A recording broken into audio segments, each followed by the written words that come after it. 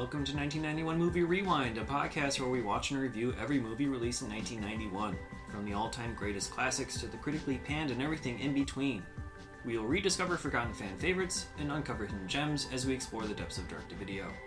Join us in our celebration of the fun, unique, and diverse films of this highly underrated year. This week, we watched Delirious.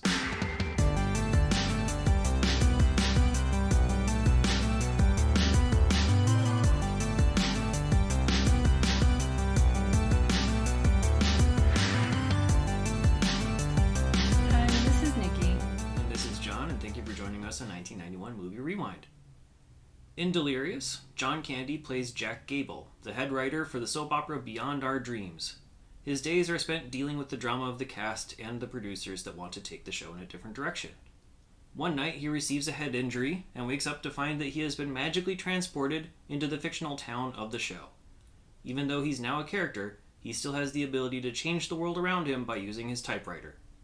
Screenplay by Lawrence J. Cohen and Fred Freeman, directed by Tom Mankiewicz, and released on August 9th, 1991.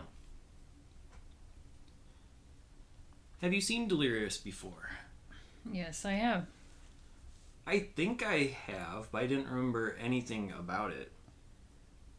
The only thing that I remember was Dylan Baker's character getting beat up a lot throughout the entire movie, and then just all of his ailments coming about.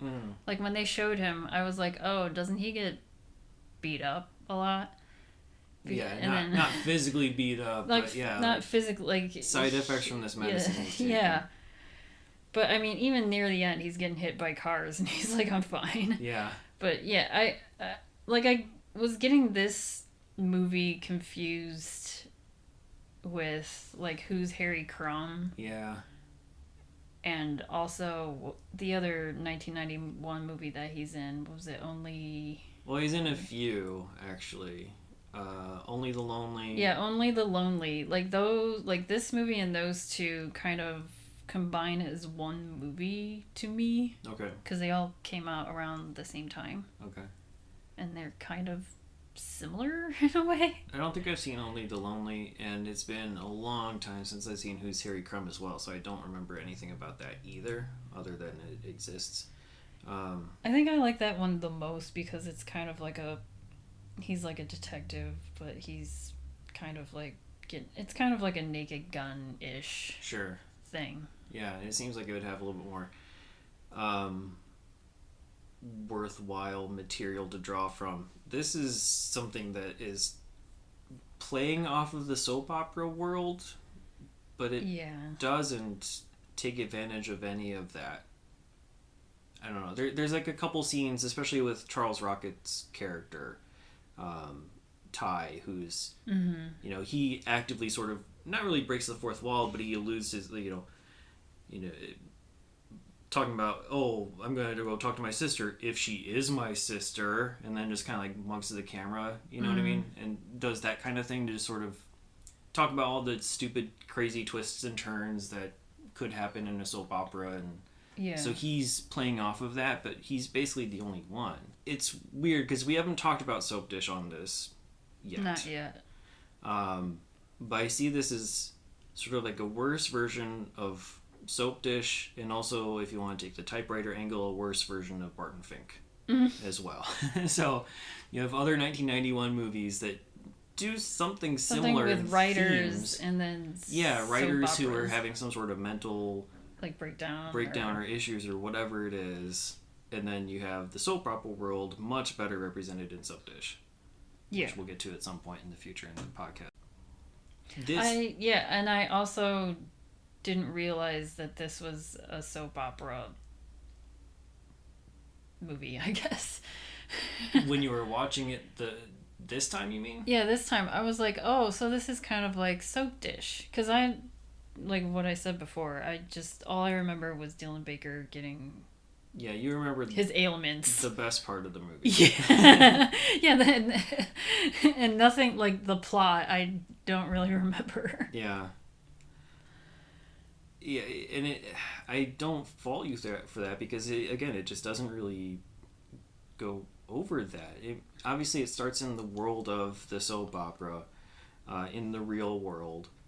You see like a couple scenes with John Candy's character as he navigates through his day-to-day work life and how he has to manage the relationships of the actors and the producers, and the Emma Samms plays the lead in the soap opera, and he has this crush on her, and there's like this on again off again type of dynamic between them, but it's really just her taking advantage of him the whole entire time, but he doesn't want to recognize that. Mm-hmm. And so you bring all of those factors into the build up, and then it factors into the main plot when he's in the fantasy world, in that these producers are bringing in this guy Fetterman to change my script, change my world. Mm-hmm. I'm gonna fight back by typing on my typewriter to undo the changes that they're actively making on me at this moment.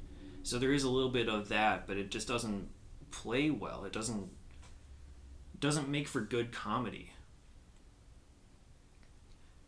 I think what hurts it the most is that most of the comedy seems to be coming from John Candy mugging to the camera. Yeah. And not so much in terms of like the words or the situations. It's more like, haha, look at this goopy face that I'm reacting to. Look at how good I'm able to play the piano, and let me just let my face show that this is unusual. I mean, there's kind of wannabe slapstick comedy through like Mariel Hemingway's character, where she's also kind of getting, I don't want to say beat up, but just... Oh yeah, no, she's definitely getting beat up early on. Yeah, I get, yeah. She also is getting a lot of bad stuff happening to her. Yeah, her hands get stepped on, she gets pushed down. All of it's like accidental.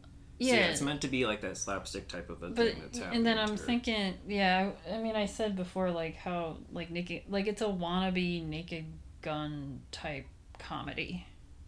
Like, it's trying to go there. Yeah, except without all of the irreverent, just completely off the wall.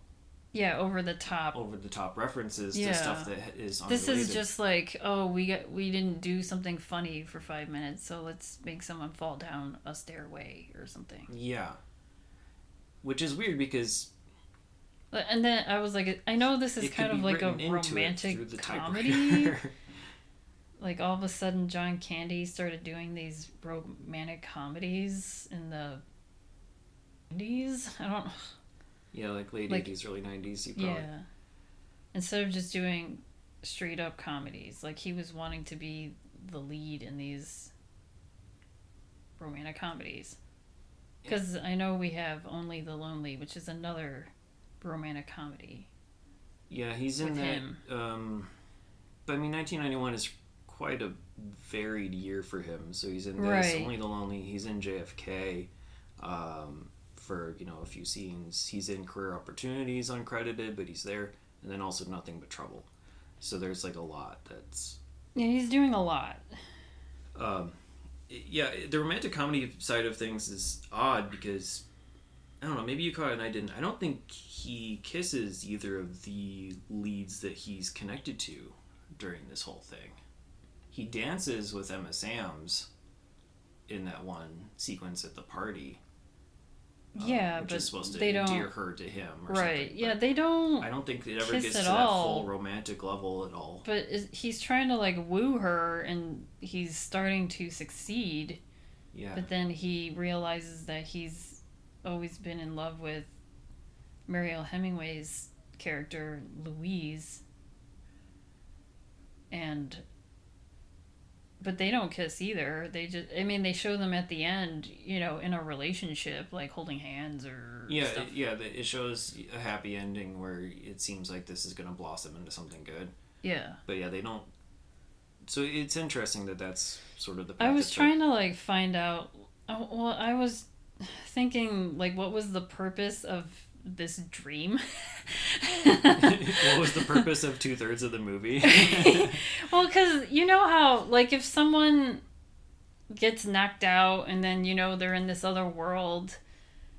He barely even knows Mariel Hemingway's character at all. Like, he just knows that she's trying out for this part that he knows that is not even written. Like, he wrote it out. He knows that it's not even going to happen, but he's like, why is she auditioning for this part that's not even going to happen? Yeah, if you're doing it my way, this part doesn't exist, so why are you auditioning for it?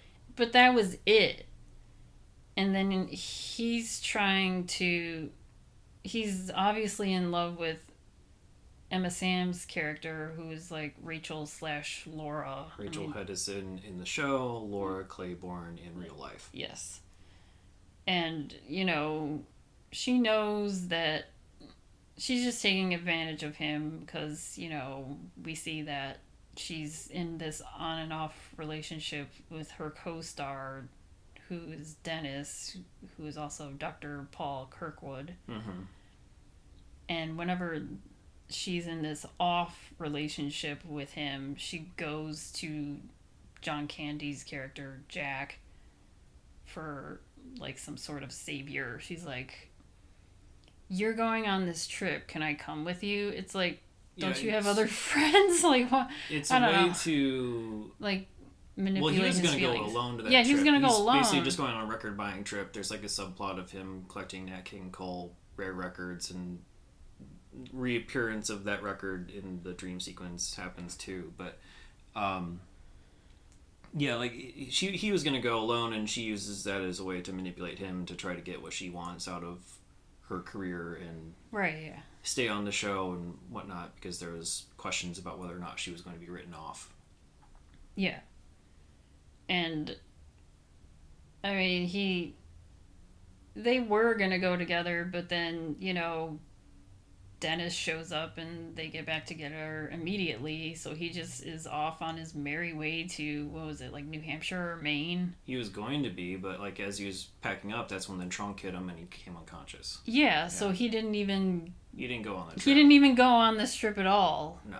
Well, maybe it would have happened afterwards, but I mean, it wasn't an important trip. At least it was just a record buying. Once he's in this dream world, it's like he realizes all along that he's in love with Mariel Hemingway's character, but it's like they only met for like 10 minutes. Yeah. I don't know. It's more about self-discovery, I think, is the intention, but it just doesn't come across. So it's a matter of, I can't let this world that I'm creating take over my life. I need to be the control over my own life.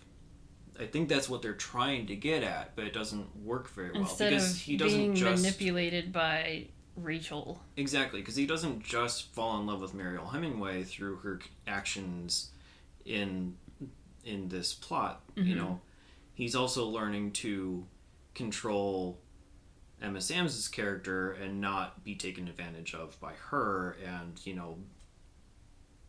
that's I think what they're going for. But I think in most movies it's like, the person who's like, oh, it was her all along. Yeah, there isn't enough of there wasn't like a pre-existing friendship or anything. Yeah, it was just like someone he bumped into 2 times, mm-hmm. where, okay, all of a sudden I'm in love with this person that I met 2 times in the same day. Yep. And that's where, it's not like someone where we have no she's been around in his life. She reciprocates the feelings in that world either, That's, because, I mean, she's just, like, oh, well, I didn't get this job or this part in this show. I'll go about my life. Mm-hmm. But John Candy's like, no, I need you in my life because I'm in love with you. It's a little weird and... Well, I don't think he ever says any of that in the real world. Well, they start a relationship. Well, in his mind, he's looking for her. He can't find her, and then ends up going to that diner, and she orders the thing that she orders in the fantasy world. Cinnamon... It was like a cinnamon bread with cream cheese and lox. Yeah. And so they bump into each other there, and that's when, things could start. So, I mean, they don't say for sure that they're going to live happily ever after. It's just, oh, hey, look, I finally found her. Now I can actually try.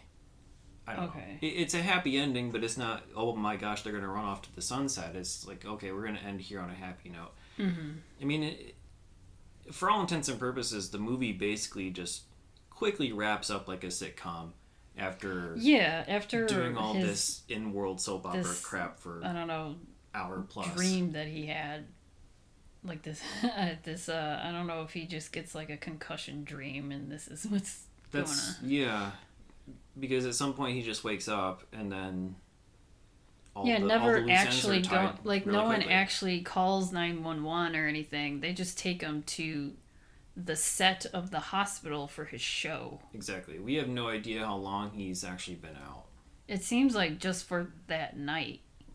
It seems like it, yes. Like 2 hours or something. Yeah, most likely. But it's tough to know for sure. Yeah.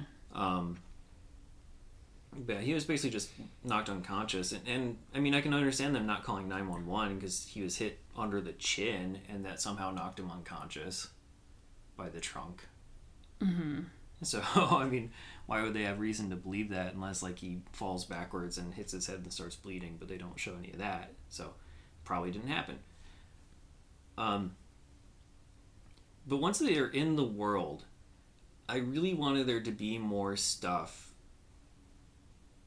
that was fantasy-like, right? So there's, at one point he's this super action star, sort of, like he's fighting off a couple of thugs, because there's like this subplot within the story of Mariel Hemingway's character, Janet, is the daughter of someone who created this medicine that the Hedison family wants to buy. And so there's like thugs that are sent to get the formula or whatever, something like that. And then John Candy's character comes in and roughs them up, and he's able to be basically like a superhero, Indiana Jones, gunslinger, whatever, and action star for a minute. And then at times he's like a super race car driver type, and he has really good horse riding abilities for a minute, and then all of a sudden that goes away. Because he just wrote himself to be that way for that time. Yeah, but it's weird. So yeah, he's a really good horse rider in order to rescue Emma Samms' character. But then after that happens, and he needs to ride back to wherever he was going, initially. Yeah. He doesn't know how to ride a horse anymore. It's just weird little dynamics. It's like he probably just wrote for that scene to save her, and then that was it. Right. He didn't write further. He didn't write himself further to ride off into the sunset or something like that. He doesn't write the mundane parts of daily life for himself. And so I guess, all of his abilities go away if he doesn't actively write it. But it doesn't go far enough in the fantasy side of things for me. I don't know. I guess I would have wanted it to be, more of a... I guess it wouldn't be a soap opera then. Because if you make it too unrealistic and unbelievable, then it wouldn't be a soap opera. But it doesn't make for a good movie to have him just, I can drive fast really well without getting into an accident.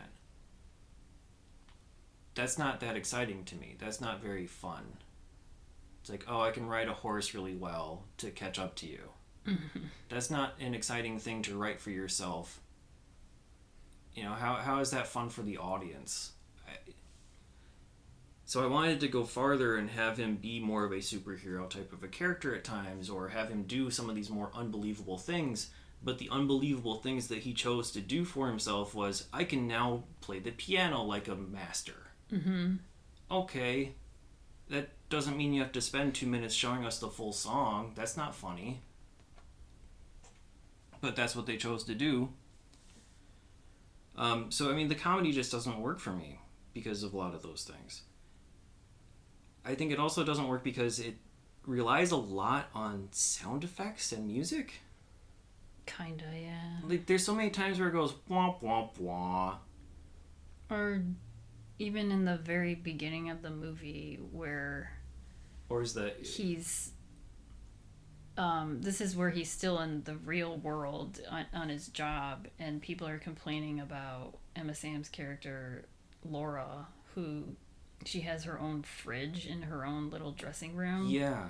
But it's like this $5,000 stainless steel giant fridge, and he was like, oh, I thought she would just get like a mini fridge. But when they show the fridge, it goes a boom. Yeah. And then everyone's like...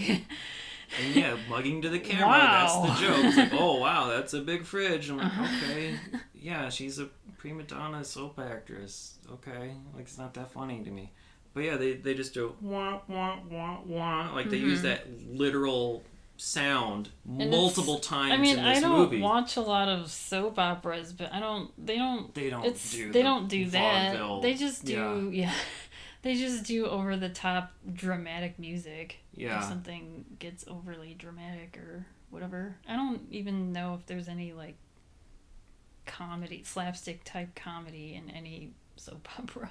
There's probably some. I mean, the comedy is just like the over the top dramatics and then the plot of these things. Exactly. Yeah, it's fun to laugh at the cheesiness. That's the whole point. But yeah, we don't get that experience except for, again, I think probably through Charles Rocket's character.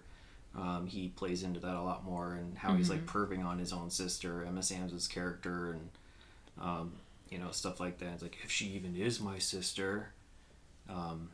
And how he's upset about all the different stuff there, and then the overtop side of things with Dylan Baker's character Blake Hedison, who's going through all the side effects of this medication, and he continues to like lose his hair and gets like goiters on his neck and loses his teeth and just becoming sickly. It's just that's the funniest progression to see what new has happened to him every time he appears on every screen. time they show him something else is wrong with him. Like, some new side effect has happened from this medicine. Yeah, so that's the legitimate humor in the movie, is that. And the rest of it is just, simple stuff like, oh, I knocked you over. I'm going to say sorry as I'm running away because I need to go, I'm chasing catch somebody. This girl or whatever. And, oops, sorry, I knocked you over. Ha, ha, ha. Isn't it funny that something physical happened? No, it's not. And yeah, I honestly think that the music is making things worse, for the most part. So it's just way over the top in a bad way, and they rely too much on these cartoony sound effects. I don't know if there's much to talk about with this movie other than what we've already said, to be honest with you. Like, there's not much to say. It's very... It was surprisingly bland. I don't know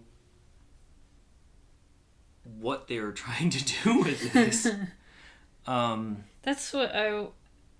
So, okay, well, we can get near the end of this dream is where he's trying to write, there's, for this, I don't want to say this medicine that Janet Dubois' father created that everyone wants. The Hedisons have this fundraiser charity thing near the end. Mm-hmm. And that's when the soap opera-ness comes alive, like that last scene. There's like a couple twists and turns with some of that where stuff. Where we find out that Janet Dubois is actually a Hedison, and I guess Rachel Hedison was Janet Dubois' character. Like, they were switched at birth. Something like that. So Janet Dubois, and we and Rachel Hedison, they grew up together, and, Janet is like, oh yeah, Rachel was always the popular girl. She was homecoming queen for all 4 years. Everyone wanted to be her and like her and love her and blah, blah, blah. But she's not, like, bitter about it. She's just like, oh, yeah, she's the popular girl, and we were never really friends. Mm-hmm. Rachel Hedison is just kind of she's not too... I don't want to say, like, mean girl. She's not too much of, like, the mean girl. She's just very, like, a spoiled brat that just grew up to be even more of a spoiled brat. Yeah, I mean, she's just like a rich, prissy, I deserve everything. But she's not really much of a mean girl, because she wasn't really ever mean to Janet, it seems like. No, she's only kind of mean to her own brother because she's trying to manipulate the doctor. Right. And says, you need to keep my brother on this medicine for... I forget right, what that's the reason was, honestly. I think she wanted to know what the side effects were or something. Because she wanted to use it, because it's like a weight loss type of medicine. Maybe. Yeah, I don't remember. So I think she just wanted to use it at some point, but she didn't want to use it immediately, so she has her brother as like the guinea pig, and then, he's falling apart. Mm-hmm. So we know that this medicine isn't even like a great thing. Yeah. So yeah, you have the switch of the Hedison family where, it turns out that Janet is a Hedison. They were switched at birth, but all of a sudden... And you have like the sniper aspect where, so the whole time that John Candy has been in this world, his name is Jack Gable in the movie, but they think he's this character that he was going to write called Jack Gates. And so he just rolls with it, and he pretends like he's a super millionaire guy, Jack Gates, who's there to buy that medicine. Well, yeah. And that he's trying to undercut the Hedisons and take their market share or whatever it is. And so there's intrigue with that when the real Jack Gates comes in, played by Robert Wagner in an uncredited role. Who's also referenced as Robert Wagner because John Candy recognizes him and it's like, oh, so they brought Robert Wagner in here for Sweeps Week. That makes sense. Yeah. So like that's kind of an interesting character. bit, but it just doesn't play well. And then Robert Wagner is like, into this character. Yeah, he is playing Jack Gates, and so he's also,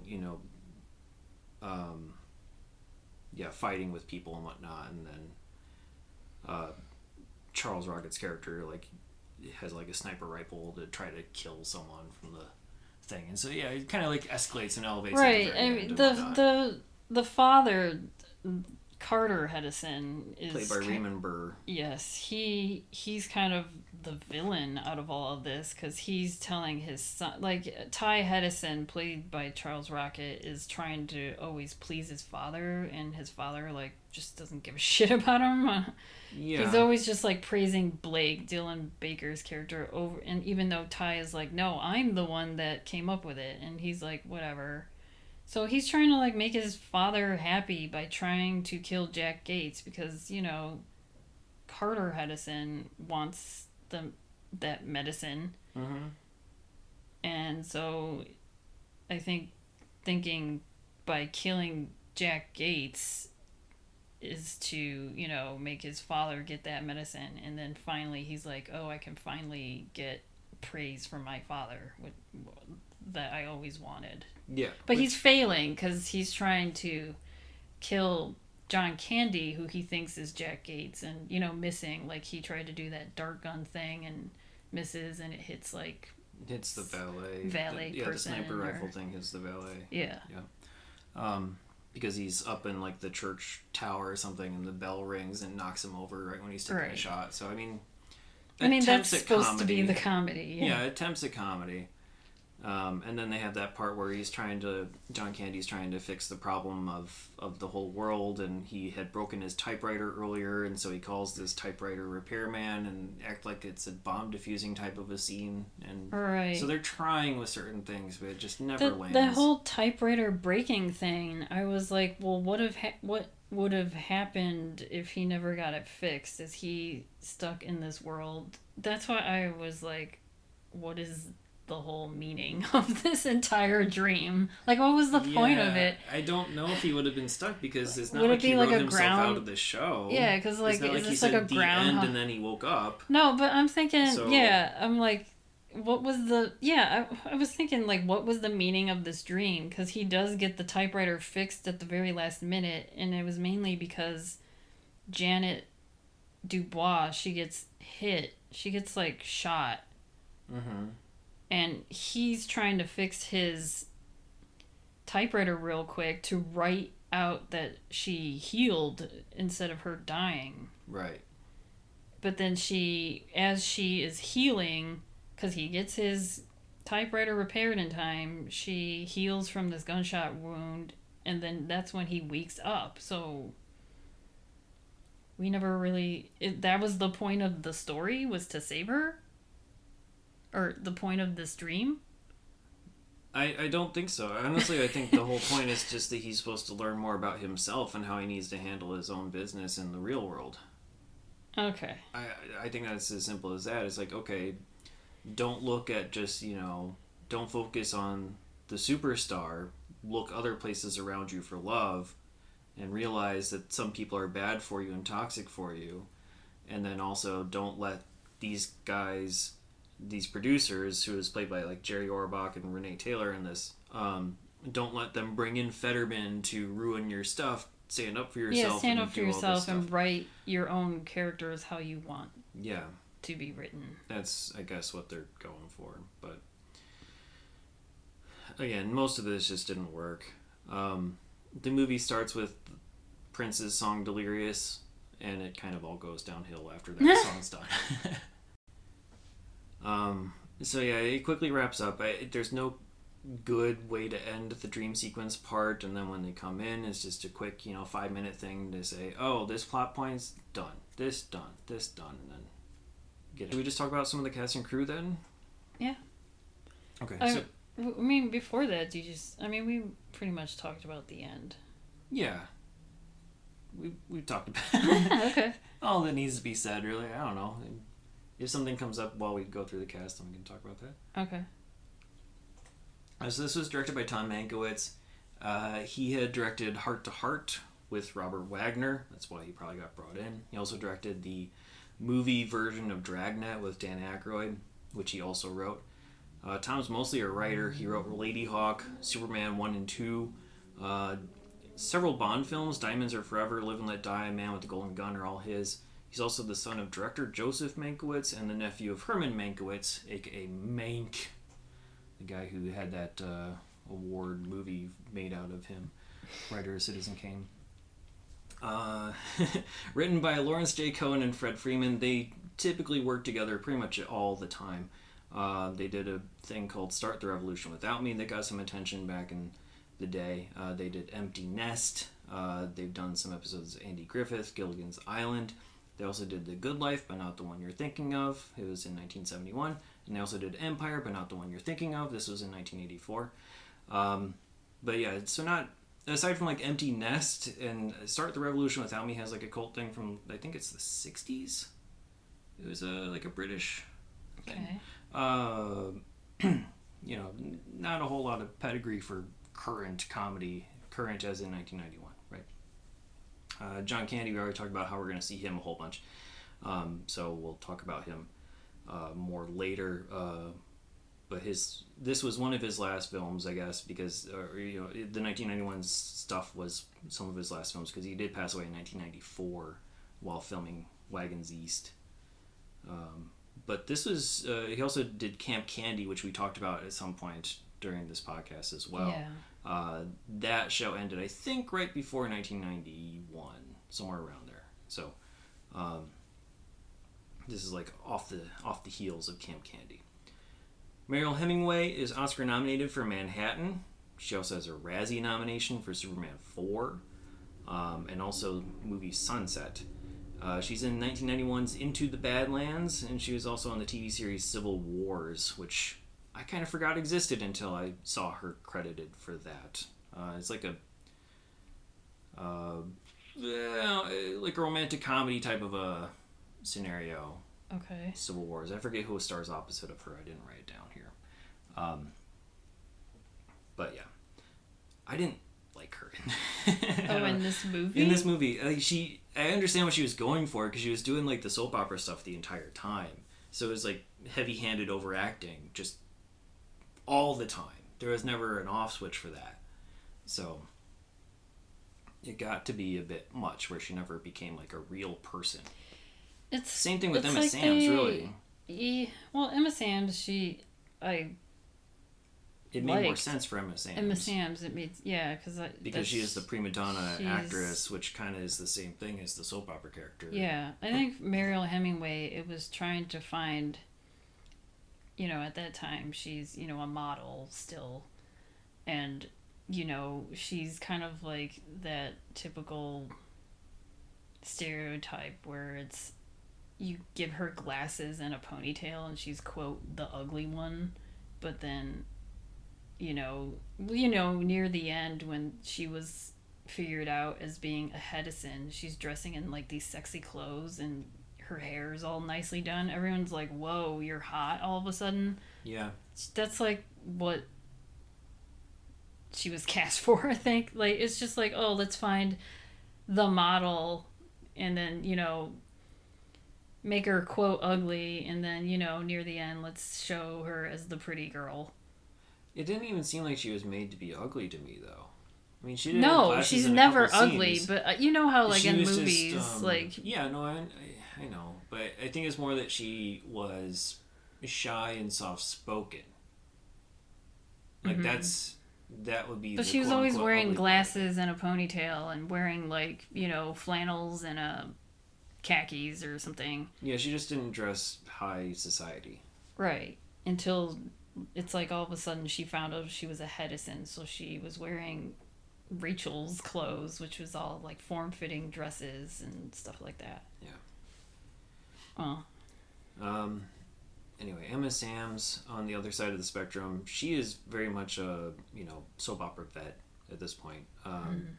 She's in the 1991's Bejeweled as well, but she was on Dynasty as Fallon Carrington Colby. And she also was part of the Colby's spin-off show, playing the same character. She was on Models Inc., another soap opera, playing Grayson Lowder.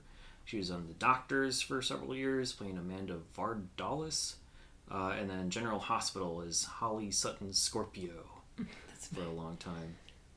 I really like that name. Yeah, soap opera names are pretty good. Most kind of like Fawn Moscato. And then also... Aside from her acting work, she's also the co-founder of the Starlight Children's Foundation.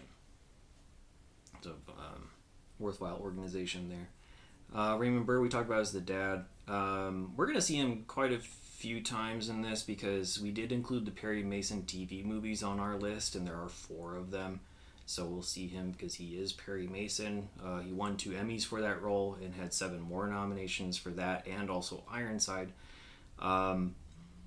So we'll see him quite a bit, and he passed away in 1993, so this is one of his last roles as well. Dylan Baker playing Blake Hedison. I think most people probably know him from the Spider-Man movies, if anything. He was Dr. Connors, who was being set up to be the Lizard, but I don't think he ever got to play Lizard on film. But he was, the character who was going to be the bad guy, Lizard. He's also in Selma. He had an Independent Spirit nomination for the movie Happiness. And he also has 3 Emmy nominations for The Good Wife over a course of 8 episodes. So he's only been on 8 episodes, guest appearances, 3 Emmy nominations. He's really good in The Good Wife. But he always plays like that similar type of character where it's kind of like that hoity-toity rich guy type character. He's almost always like this villainous, like... But he's good at it. Smarmy white dude. Charles Rocket, who played Ty, he's probably best known for being on SNL, I think. So he took over in the 1980 through 84 era of, the Gene Dominion era. Basically trying to take over Bill Murray's shtick the entire time. But he went on to have additional, film and TV roles for a while. He was also in Dumb and Dumber. I think that's probably where he might be best known to non-SNL fans. I think he did really well with this role. I like him and Dylan Baker in this movie. Yeah, they're the 2 best, and they have a good dynamic with each other too. He passed away tragically from suicide in 2005. And then I think the last person I'm going to mention here is David Arashi, who played Dr. Paul Kirkwood in Dennis. He is currently being seen in Succession, the HBO show, as Carl. Mm-hmm.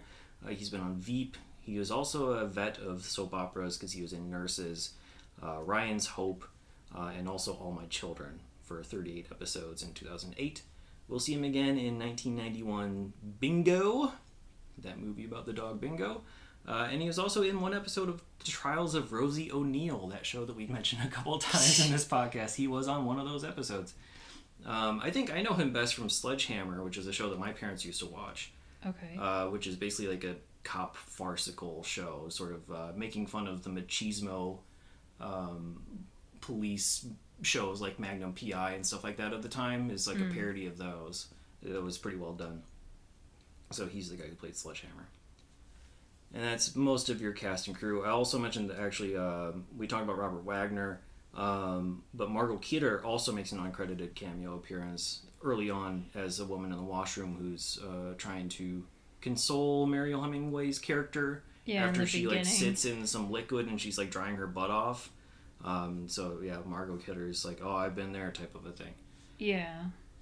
This is possibly like the start of her mini comeback. Margot Kidder had been in Superman 1 through 4, Black Christmas, Amityville Horror, but she suffered a car crash in 1990 that severely hampered her for a while and made her go bankrupt, and so this is like the starting of her recovery, I think, a bit.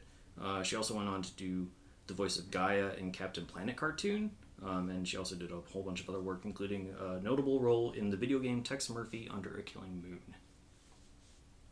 So, no awards to speak of for this movie. I probably should have said that earlier, but there's no awards to speak of. It bombed in the box office compared to its budget. A budget of $18 million is estimated for it. Grossed about 5.5. Ended up on 117th on the list of our box office ranked movies, which is one worse than Barton Fink. So not only is Barton Fink a better movie, it also performed slightly better overall at the box office. So should we talk true crime and pop culture? Yeah. I don't have much.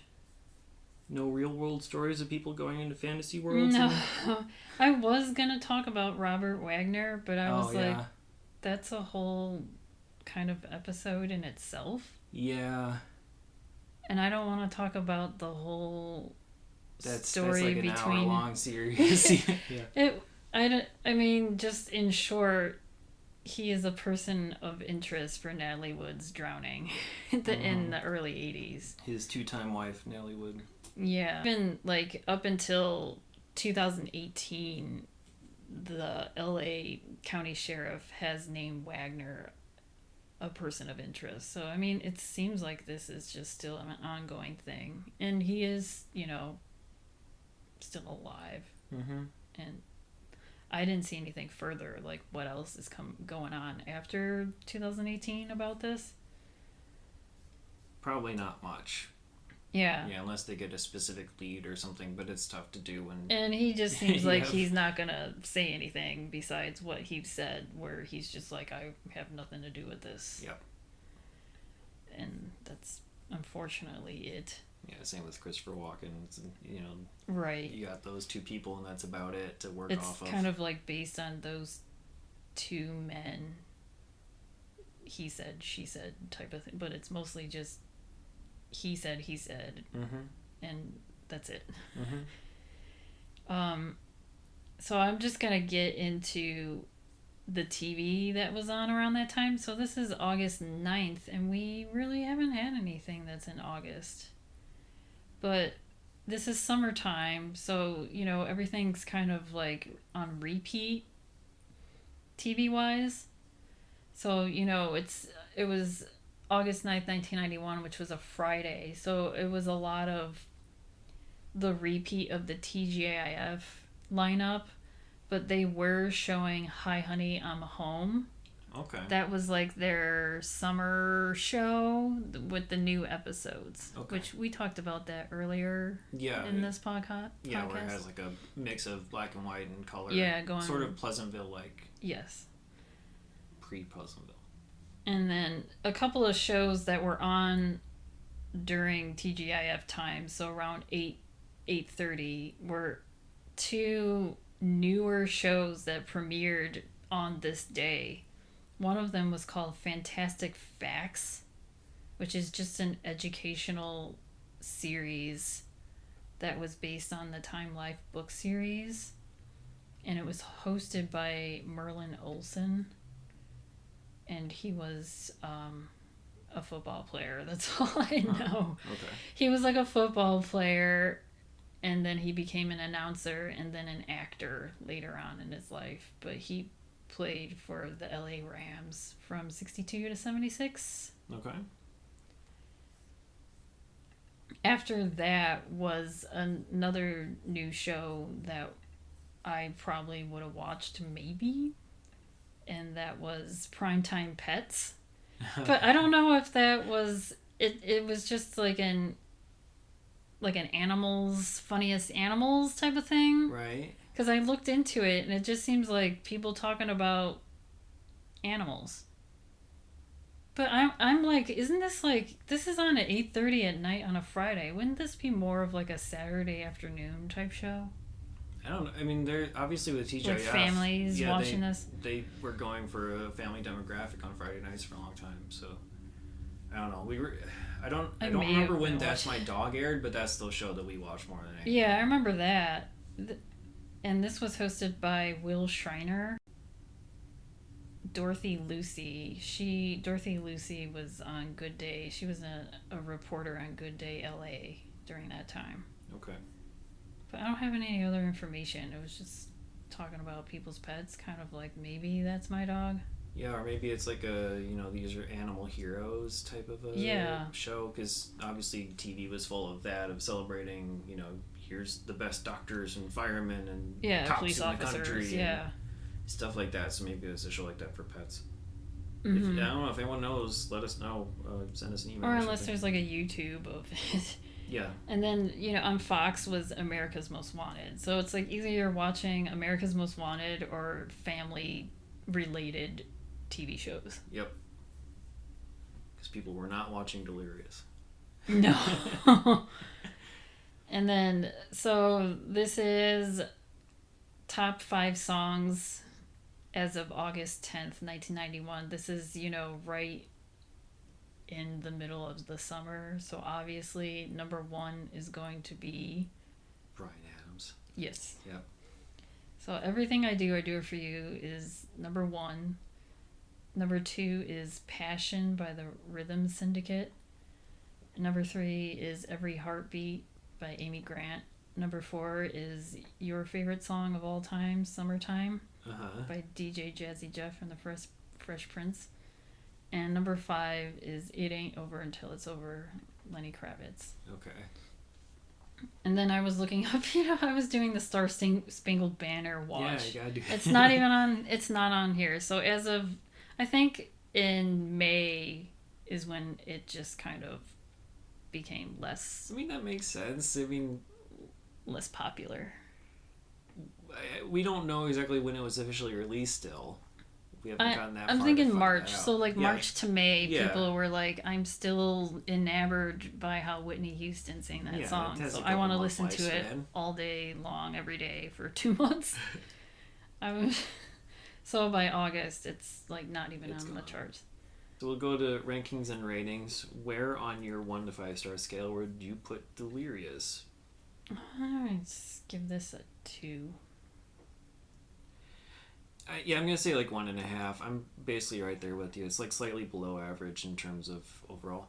I mean, I just wanted it to be funnier. I was just waiting for it to deliver on jokes, and it just never did. I mean, it held my attention, but it wasn't. I don't know. It wasn't interesting enough to be something I would recommend to people. If you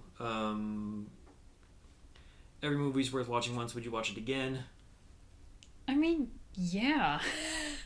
Like weirdly, yeah, I wouldn't watch this. Like I would watch like Who's Harry Crumb over this or something like that. Yeah, I think that's where I'm feeling. I feel like I'd want to explore more of John Candy's other catalog that movies I haven't seen in a long time. Like, Find the Lady from like way back, or Who's Harry Crumb, or I'm just curious about some of these other ones that he's been in, like Only the Lonely I've never seen, I've never seen Wagons East, you know, so I mean, there's other stuff that I'd rather watch. Right. If there was like this. a, I don't know, John Candy Fest somewhere and they were showing like, I don't know, the great outdoors and cool runnings and this was in the middle of it, I will still watch it. I don't know, something like that. Yeah, if it's like a retrospective, if you're trying to go through everything, then cool.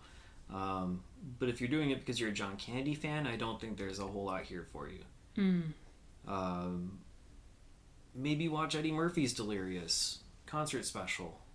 I don't know, that's probably a better time than Or this. the video for Prince's song Delirious. Yeah, or the video for Prince's song Delirious.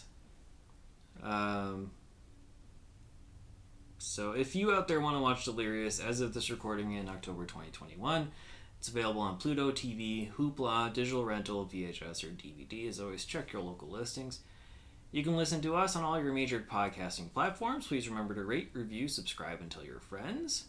You can email us at 1991movierewind@gmail.com. You can follow us on Twitter, Instagram, Facebook, Letterboxd. Just search 1991 Movie Rewind or go to 1991movierewind.com for the full list of movies along with show notes and more. Next week we're wrapping up Food Month with our main course, which is going to be Delicatessen. That's available on Prime, digital rental, VHS, and DVD. We'll see you then. Thanks.